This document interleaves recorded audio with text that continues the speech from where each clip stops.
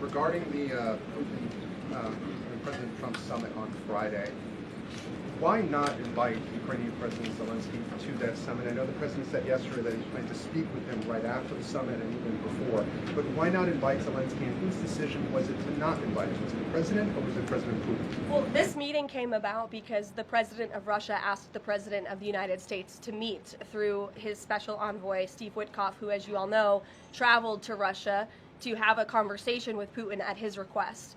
And so the president is agreeing to this meeting at the request of President Putin. And the goal of this meeting for the president is to walk away with a better understanding of how we can end this war. And the president said at this podium yesterday, when he joined all of you in the room, that he hopes in the future there can be a trilateral meeting with these three leaders to finally bring this conflict to an end.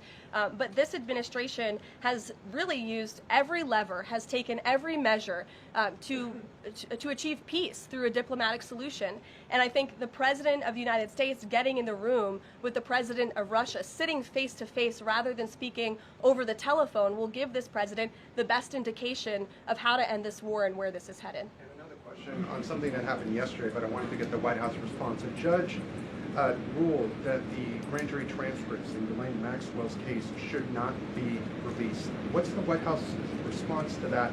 And do you plan to appeal? And what do you tell President Trump's supporters who want that information, please? We think that decision is unfortunate. Of course, we moved to unseal that information because the president has said he wants to see credible evidence released. As for the appeal process, I would defer you to the Department of Justice for that. Great. Thanks so much, Caroline. We're learning that President Trump spoke with Ukrainian President Zelensky.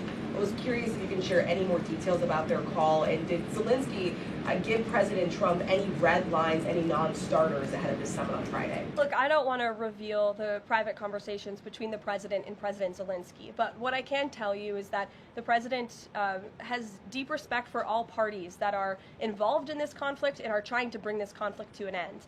After Special Envoy Witkoff returned from his meeting with President Putin in Russia, his first phone call was to President Trump.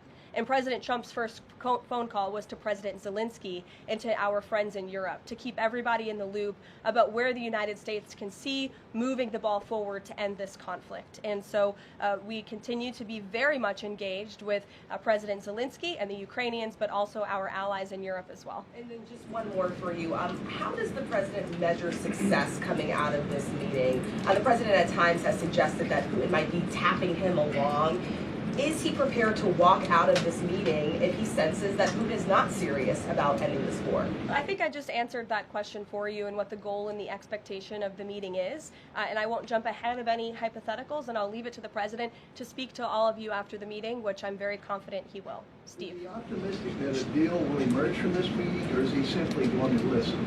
I think this is a listening exercise for the president. Look, only one party that's involved in this war is going to be present.